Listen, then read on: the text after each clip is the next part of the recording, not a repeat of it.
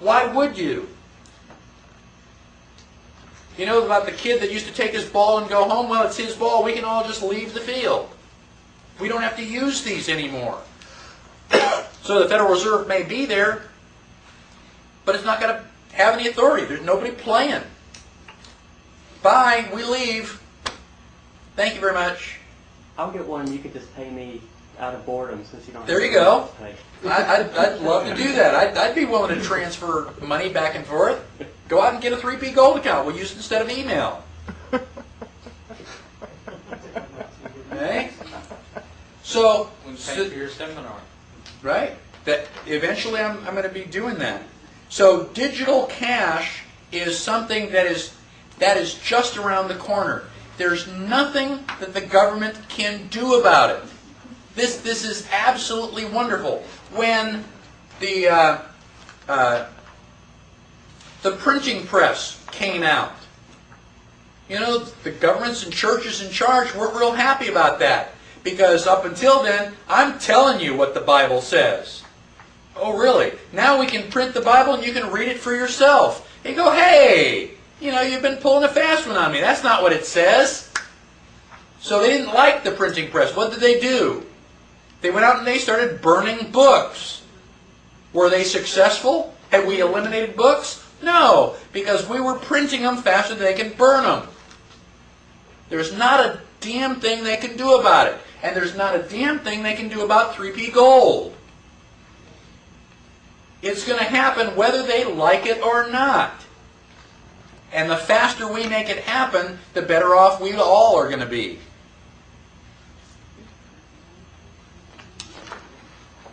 The Libertarian Party, page 34.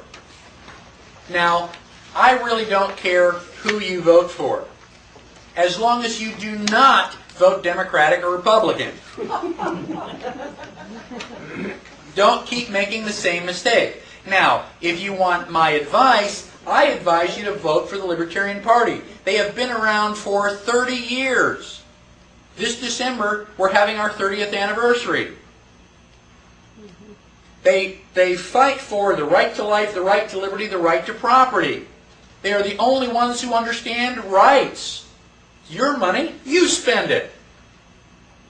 You know, you're an adult, you decide what you want to do. As long as you don't hurt somebody else, you know, you can do anything you want.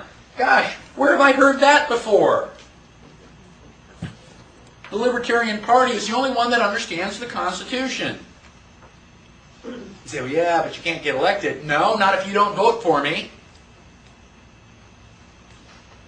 You know, if you were the deciding vote, I'm going to guarantee that I can get everybody else to vote Libertarian, but I need your vote. Are you willing to vote Libertarian? I am.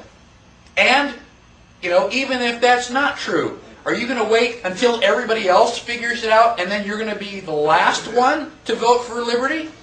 Boy, that's a patriot. Why don't you do something brave and daring, like be the first one? And then convince all your friends. Page 35. There are three groups of people. People who don't know that there is a problem. Okay? Then there are, of the people who know that there's a problem, people think that, yes, we can solve it, and we can work within the system. If that's true, vote Libertarian. If you fall in the third group, and you think that the system is so out of hand that it just cannot be fixed, then start from scratch. This is Texas Constitution 2000. It's only the first couple pages of it, but Article 1 is a Declaration of Rights. Right? It says all political power is inherent in the people, and all governments exist by the will of the people. The people of Texas retain the right of altering, reforming, or abolishing their government in any manner they believe proper at any time. Go to page 36. I'll read two of my favorite clauses. Section 5, every individual has the inherent right of defending the life, liberty, or property of any other individual using whatever force is necessary through whatever means available, including the use of deadly force. Doesn't that sound a whole lot better than the Second Amendment? And just in case there's a Rosie O'Donnell out there who doesn't understand, let me clarify with Section 6. Every individual has the inherent right of owning, using, and carrying arms of any description. Any questions? Article 2 is limits of the government. Government has no inherent rights or powers, neither implicit or explicit. That pretty much sums it up. And you go through. Government shall never, government shall never, government shall never, government shall never. They can't own property. They can't control the free flow of ideas. Government can't do anything unless it's explicitly listed. Now, this is a constitution with teeth. Now, the Constitution has been written. It has not been ratified. How did we get this Constitution ratified? Well, we had 9 out of 13 states ratify it. Well, this is a Texas state constitution. We've got 254 counties. If we get 176 counties to ratify it, it becomes the law. And Texas becomes a nation. What happens to the existing statutes? They're non-existent.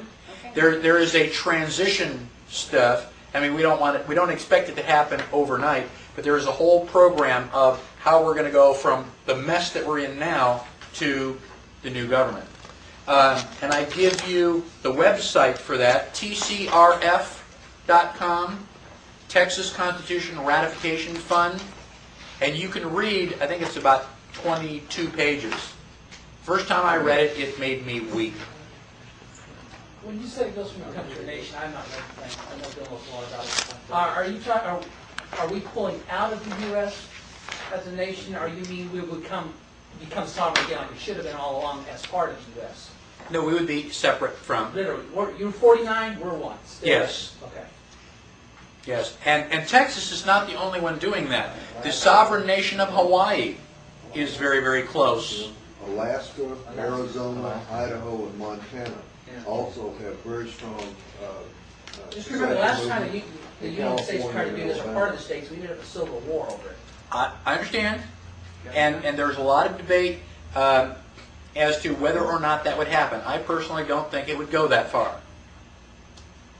But, I mean, if it did, send me to the Alamo. Lock and load. Got half the arms in Texas anyhow. That's right. Now, those are some of the things that I think that you should know about, and I think that they should, improve your outlook. Now, starting on page 39, I have a list of reference material. Obviously, we haven't covered anything as much as we would like to. Hopefully, you will start doing your own research. And I've tried to leave breadcrumbs for you to say, gosh, go here. You don't have to search through the entire library. Now, I've got a list of books, a list of videotapes, audio tapes, and websites. Now, every book, audio, and video on this list I have read, watched, or listened to. It's not just because it's got a snappy name.